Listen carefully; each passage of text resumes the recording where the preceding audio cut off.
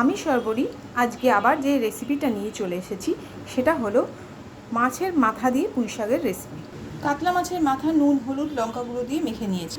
পেঁয়াজ রসুন কুচি কাঁচা লঙ্কা আর লাগবে সামান্য পরিমাণে আদা বাটা।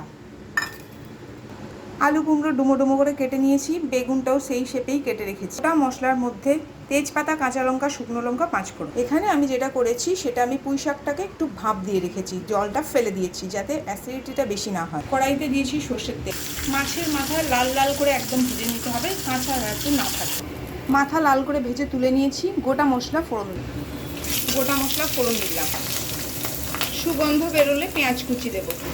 পেঁয়াজ কুচি রসুন কুচি কাঁচা লঙ্কা ভাজা ভালো হলে একটু আদা বাটা। এবার আলু কুমড়োটা দিয়ে দেবো। শুকনো মশলার মধ্যে লঙ্কা গুঁড়ো হলুদ গুঁড়ো নুন চিনি জিরে ধনের গুঁড়ো আদা বাটা এইগুলো দিয়ে দেবো। ভালো করে কষাবো। নুন দিয়ে ভাপানো পুঁই, ভাজা ছোলা, মাছের মাথা, পুঁই ছাঁচড়া একদম রেডি।